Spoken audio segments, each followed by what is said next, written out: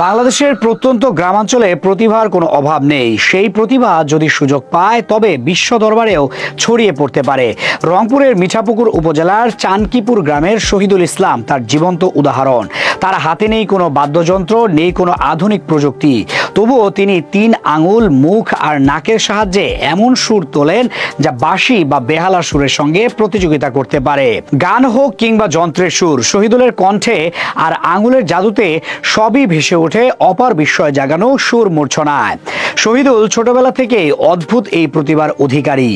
পরিবারের সদস্যরা প্রথমে ভেবেছিলেন এটি নিছক খেলাধুলা বা শিশুসুলভ কৌতূহল, কিন্তু সময় যত গেছে তার প্রতিভা ততই পরিপূর্ণতা পেয়েছে। এখন তিনি অতি সহজেই জনপ্রিয় বাংলা গান, হিন্দি চলচ্চিত্রের সুর কিংবা যে কোনো বাদ্যযন্ত্রের টান নিখুঁতভাবে তুলতে পারেন। তার স্ত্রী গর্ব করে বলেন, এই প্রতিভা আসলেই আল্লাহর দান। অন্যরা নাচ গান শিখে পারে, কিন্তু শহীদুলের মতো করে সুর তোলা সত্যি অনন্য। গত 14 বছর ধরে শহীদুল নিয়মিত এই সুরের জাদু দেখিয়ে আসছেন। আশেপাশের গ্রামগুলোতে যখন কোনো অনুষ্ঠান বা মেলা বসে তখন তার ডাক পড়ে পরিবেশনার জন্য। স্থানীয় মানুষ শত শত ভিড় জমিয়ে শুধু তার সুর শুনতে আসে। অনেক সময় লোকজন অবিশ্বাস করে তাকিয়ে থাকে, কারণ তাদের চোখে কোনো বাদ্যযন্ত্র নেই, অথচ কানে বাজছে যেন বাঁশি বা সিঙ্গার মিষ্টি সুর।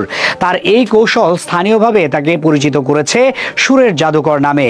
তবে প্রতিভা থাকলেও সুযোগের অভাব তাকে বারবার থামিয়ে দিয়েছে।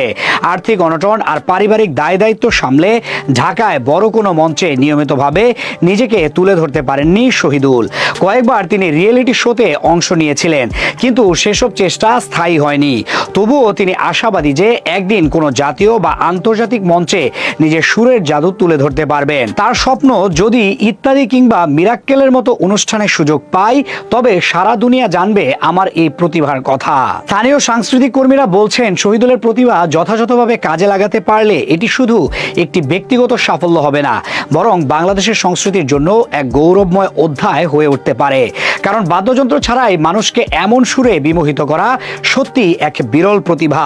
আজকের দিনে প্রযুক্তি নির্ভর গান যেখানে সর্বত্র, সেখানে শহীদুল যেন এক টুকরো প্রাকৃতিক বিস্ময়। এখন প্রয়োজন শুধু সঠিক দিক নির্দেশনা ও প্ল্যাটফর্ম। রাষ্ট্রীয় পর্যায় থেকে কিংবা কোনো সাংস্কৃতিক সংগঠনের সহায়তায় যদি শহীদুলকে সুযোগ দেয়া যায়, তবে তার সুরের জাদু পেরিয়ে যাবে গ্রাম থেকে শহর, শহর থেকে দেশ এবং অবশেষে ছড়িয়ে পড়বে আন্তর্জাতিক অঙ্গনে।